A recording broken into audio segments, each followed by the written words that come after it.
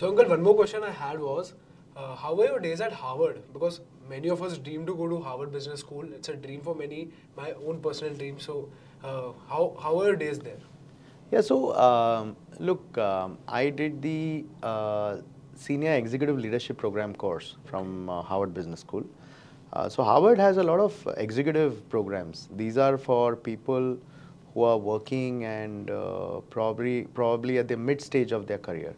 So I decided to do it because I had never done a formal MBA, right? And I thought, after working for I mean, 11 odd years. I think by then I had worked for almost close to 16, 17 years, not 11, 16 years. I thought it'll be a good idea to go back into the classroom, to revisit some of the management concepts. And the idea was also to build a new network. So it was very interesting because I met professionals from different industries. They were all professionals or maybe even entrepreneurs who were trying to solve the same problems that I was trying to solve, right? They were either CEOs or they were one down to CEOs.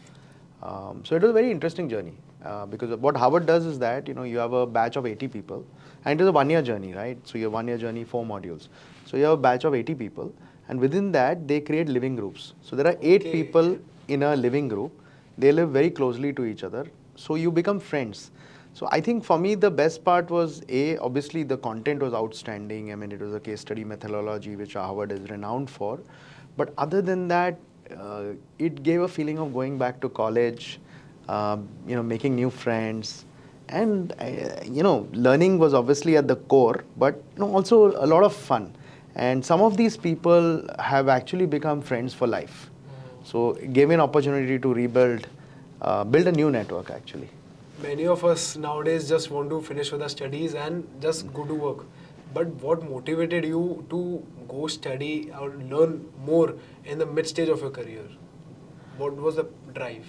See, I believe that learning is a constant in life, right? If you're not evolving, if you're not learning, not be able to progress to the next level in whatever you're doing. So I've always been an avid reader, and I thought the time is right at the stage of career I was in. I was the head of investments, right? And at some point, obviously, I had this ambition of becoming a CEO, like we discussed earlier. And maybe I thought this is a great platform to get that energy back. Sometimes you need re-energizing. So I was at that stage in life, and it has been very good. I mean, very, very. I'm happy when I look back. I thought that was the right decision, and my company also supported me in that decision because you literally spent two months out of office. Okay, right? so 2 it months was out of office. yeah. So it was discussed, pre-discussed with my chairman and my then CEO, and they were all kind enough to let me take that time off. Okay. And any 3 top learnings you had at Harvard which you would like to inculcate or tell us about? See, learnings in the sense, the journey itself was a learning because you interact with so many people. Yeah. So one of the learnings was that you must meet people from other industries, different streams, walks of life, because you get very varied perspectives. So that was because otherwise in your regular life, regular work, you end up meeting the same people from the same industry. True. Right? So the thought becomes very, very insular. So I think one big learning was keep meeting people from different walks of life or different industries because your thoughts get refreshed. Second, not exactly learning. I think the big impact it made was you had a very intense bout of learning. See, you learn over time as you keep reading. But this was like an intense intervention, right? That 2 months it's spread across 4 modules, but let's say 2 weeks at a time, you are in the classroom and every day you're debating some case study, and then you are constantly engaged with people. So the learning was you need in your career or in your life. Sometimes you need intense bouts of learnings to make a change in your trajectory. Other than that, there were a lot of learnings from those case studies, interacting with people, and Yeah, I mean it's a big brand. I mean, the moment someone hears that you've done a course from Harvard Business School, they do ask, how it was, what it was, and it's a network. More importantly, now I'm part of the alumni. I'm an alumni of Harvard Business School, so I'm part of the alumni network. So that's very powerful. So I've seen whenever I've called somebody who's a HBS alumni, they are always welcoming. I mean, they say, okay, let's catch up. What do you need? What do you want? So I think it's a very good ecosystem to be part of. Now, many people of my age, they are very confused whether to go in the financial sector or the marketing sector. I mean, they're confused what to study. Right. How should one determine that if he should pursue a role in finance or in marketing, and Right. how? See, I can understand the dilemma. Fortunately, I never had that dilemma because very early in life, I made that call to be in investments or capital markets or something related to capital markets, right? We spoke about it. But I understand that many people do not find their calling immediately out of college or whether when they are in college. I think you should initially go with the flow and read a lot. I mean, after graduation, look, most people today want to do a post-graduation right now. Ideally, I think people should work for 2-3 years or 4 years before they go for post-graduation, because if you land up straight in post-graduation, you may not be able to relate to a lot of the concepts. But if you work, after that you'll be able to relate. Now, when you're making a career call initially, look, if you're honest to yourself, you know what you like, what you don't like. For example, a lot of people are not probably cut out for sales, right? I wouldn't say they're not cut out for sales, but if going and meeting new people, talking to them, or constantly facing rejections is something that you don't like, they're not cut out for sales. Because the first rule of sales is you should be okay with rejections. Because I mean, even when you go out to sell anything, right, out of 10 meetings, 9 people will say no. Now that's part and parcel of a sales job, right? Secondly, in sales, you continuously meet new people, you push products or you sell a solution. If you're not comfortable with that, then obviously you're not cut out for sales, right? Now, if you, let's say, if you're creative, then marketing is something that probably you should try a hand at. And of course, finance, if you've got a knack for numbers, if you are comfortable with Excel sheets, spreadsheets, then of course you must think of pursuing something in research and the research eventually leads to becoming an investment professional. And there are other courses, if you want to become an investment manager, there are courses like CFA. Okay. Right. Chartered accountancy is a great course because you get to learn about balance sheets, P&L, numbers, etc. Of course, when it comes to marketing, I mean, you can intern with, or you can start by being a trainee in one of the ad companies or marketing companies. Now, a lot of work happening in digital, very interesting digital agencies out there. So I think you should go with the flow. And if you're honest to yourself, you will know what you like, what you don't like. See, the best thing to do is choose something which you are comfortable with on a daily basis, right? It's not if I may say, it's not a struggle to get up and go to office every day in the morning. Yeah. That is important. That's true. And if you're with the flow, and you will know, if you're honest to yourself, you will know what you like, what you don't like, right? But I can tell you that some skills which are unique. One is obviously when it comes to numbers, investing, understanding, etc., etc.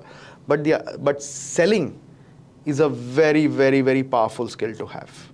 Normally, people think sales is full of rejections, or people put it somewhere. But I can tell you that everybody, any successful person, has to be a salesman. For sure.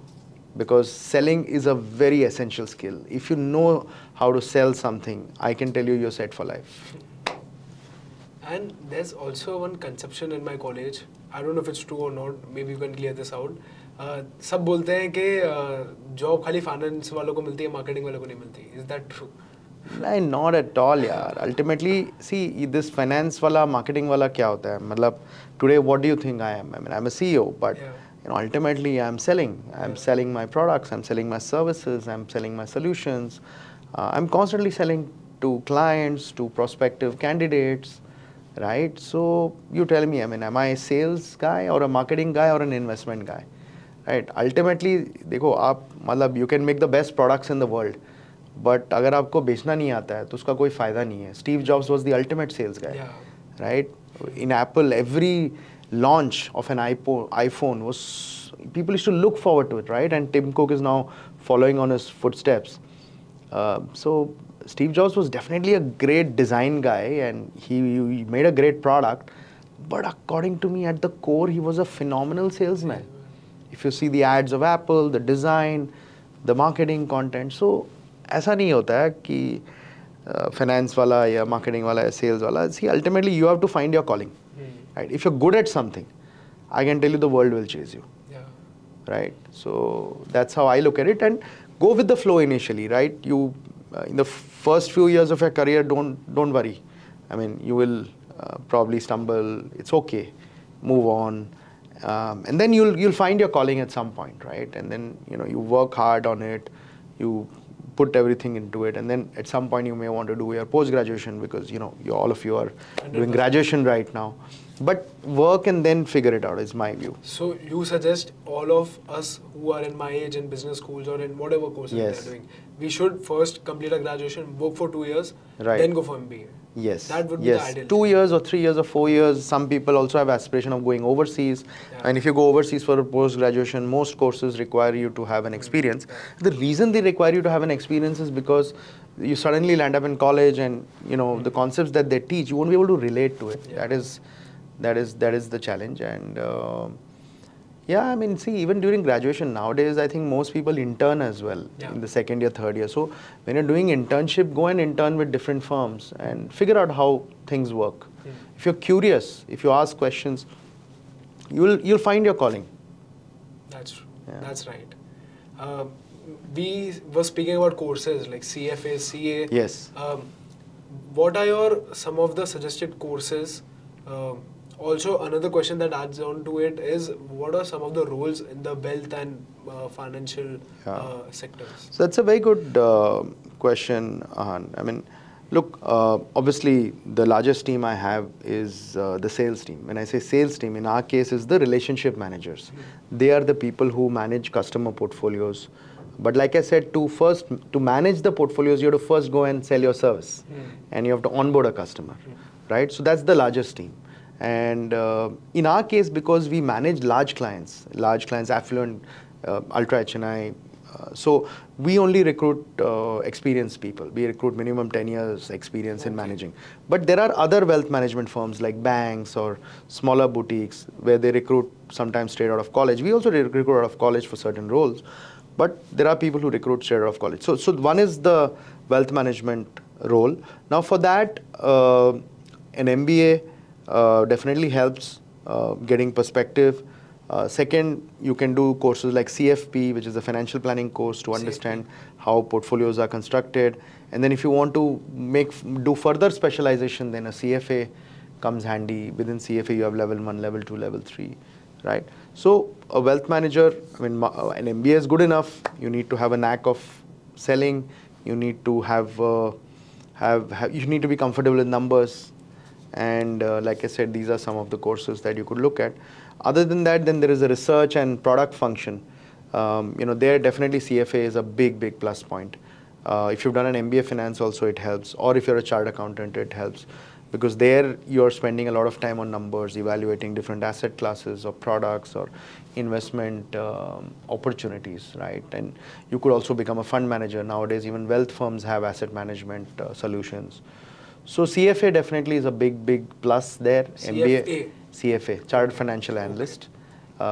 Similarly, if you're an MBA finance from one of the premier institutes, it definitely helps. So research, product. Then there are advisory functions. Advisory functions are people who go with these wealth managers to large clients, and they run the portfolio reviews, analytics, and all that.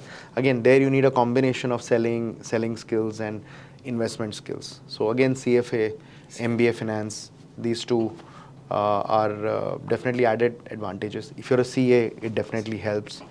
Other than that, you have the support functions like HR, you have customer service and operations functions. Technology functions are becoming very important. So you need relevant skills over time in these functions to be able to deliver them. Like for HR, you can do an MBA HR after working for 2-3 years. Similarly, you have marketing, you have, but the core functions are basically sales, which is relationship management, and investment, research, advisory. These are the core functions, and then you have the support functions around it. There are a lot of people in my college doing courses Yeah. like FRM, ACCA, actuaries. So Yeah. what does that lead on to?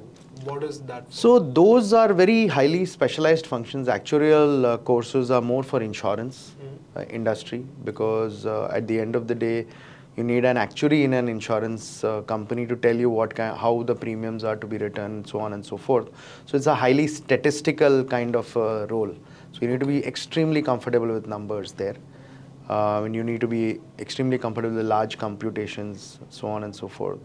Of course, now technology is making things very, very easy for everyone. And FRM, obviously, I mean, you have fund manager certifications, you have risk management. These are very specialized kind of. Okay. So they are very areas. different from courses like CFA, CFP. Very different. CFA is more if you want to become an investment manager, Okay. if you want to become a product manager in a wealth shop, you want to become a research analyst, Okay. right? So those kind of functions, CFA definitely comes handy. This also reminds me of one more question I have. A lot of us are in a dilemma whether to do post-graduation, MBA, or anything in India or abroad. What would be your suggestion? If one should- See, look, I mean, honestly, it definitely is a big advantage doing MBA from a premier college, right? Because you get entry very easily. Like if you're a chartered accountant, people respect you. Yeah. Similarly, if you're an MBA from a premier college, like one of the IIMs, ISB. or Jamnal, or you have so many premier colleges like NM. So if it's like a card, right? It's like a brand, because on day one nobody knows your work, right? But if you say you're from NM or you're from IIM, they know you have content within you and you'll be able to deliver because they have some past experience with an ex-student of IIM or NMIMS. So definitely, if you get a premier college in India, then there's no need to go overseas. Okay. But what happens is that India is so competitive, right? Yeah. We have such a large population, so getting into these premier institutes is not very easy. But globally, the competition is lower. So if you can afford it, and if you want to, the other reason to go global is also if you want to go and work overseas. Okay. Right? Because in finance, I mean, like Bombay is the hub of financial markets. Globally, the hub of financial markets is New York. Yeah. The Very size and scale Wall is very Street. different. So if you have ambition to go to Wall Street, then it definitely helps if you go and do a MBA overseas, right? Or an MS when it comes to engineering, and then you want to join a Microsoft or a Google, so on and so forth, right? So it all depends what your ambition is, what is your affordability. I mean, obviously, some of these, if you do very well in your GMAT or GRE, then there are colleges which offer scholarships as well. Okay. So Right. basically, if you get a good college in India, then it's Yeah. affordable. Yeah. I mean, for example, I am Ahmedabad. I mean, all the global companies come to recruit from Ahmedabad. If you look at even some of the global CEOs, a lot of them are from IIT, IIM. Yeah, So that's- our institutes are some of the top institutes are the best in the world. Of course, in US you have many institutes and the facilities, etc., are very different. So it really depends what kind of journey you want to chalk out for yourself. But what I'm trying to say is that there are enough good quality. And now there are these independent institutions which are coming up like Ashoka, Flame, which offer liberal art courses, and you can choose your curriculum. You can design it the way you want. There are new ones coming up, in fact. So Many coming up. so options are only going to increase, right?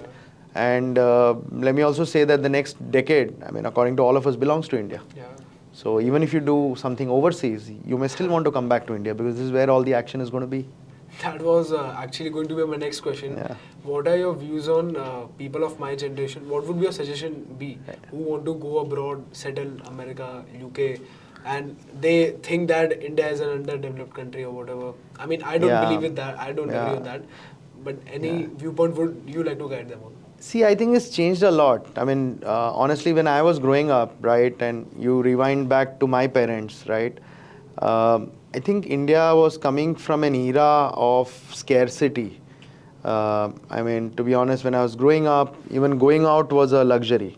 I would go out once a month, twice a month. Today, I mean, Zomato comes to your house. You don't even need to go out, right? So things have changed dramatically from a mindset of scarcity, right, to probably enough. Now you're moving to a mindset of abundance, right? So I don't think India is second to any country now. I mean, if you look at some parts in India, it's probably more advanced than the Western countries as well. I mean, the other day someone was telling me that the airports in India, especially Bombay or some of the metro cities, is better than London or New York, right? Definitely. So if you're ambitious and you're doing well, I genuinely believe that there's no better place to be than India for the next 6 to 8 years. But yes, if you have a specific ambition, like I said, financial capital markets, New York is a very different high. Similarly, if you want to be in technology and at the cutting edge, Silicon Valley, etc., is very, very cutting edge. Then some medical people in the medical profession want to go overseas because obviously you get paid more, right? Yeah, And that's simple true. per capita of today we are $3,000, US is $70,000. So people are willing to pay more for the same thing. Yeah, that's So true. so it really depends. It's a very personal choice. For some people, I can, but वो choice नहीं है अभी यहाँ. Earlier, what happened was when people said if I want to make money, I have to go to US. That was the thought, right? A lot of software engineers went. Now Indian companies, so a lot of industries are paying very highly. So पैसे कमाने के लिए बाहर जाने की जरूरत नहीं. हाँ, मतलब bet on India, you'll be safe. You bet on India, you'll make money. I mean, today if you're an entrepreneur, you want funding, there is a Silicon Valley in Bangalore, right? So many funds, family offices are willing to bet money on Indian entrepreneurs. So big global companies, Apple and all are also so the next 6 to 8 years are going to be extremely exciting. I mean, I'd want to be here. Yeah. That's true. Thank you so much for taking out time, Uncle. It was always a pleasure. No, to have it's a pleasure. I hope this was useful to all your colleagues at college. you. Any opinions you have for Campus to CEO? What do you think about this new podcast? No, I think this is a fantastic initiative and I'm very happy you took it. I know we chatted about this and it just came to us like that and we said let's do it. But great initiative. I think this is going to really help, I mean, not just students, but even people who are in the mid stage of the career, for them to understand how the journeys of different people have been. And as the title says, Campus to CEO is very good. So I'm very excited for the coming episodes as well. Yeah. I'm sure you have an exciting lineup. For sure. So all the best. Thank you so much, And, Anil. Thank you so much for joining yeah. us. And thanks for watching it, guys. Please do like, share, comment on this. Also, you can comment your questions for the next speaker on this video only.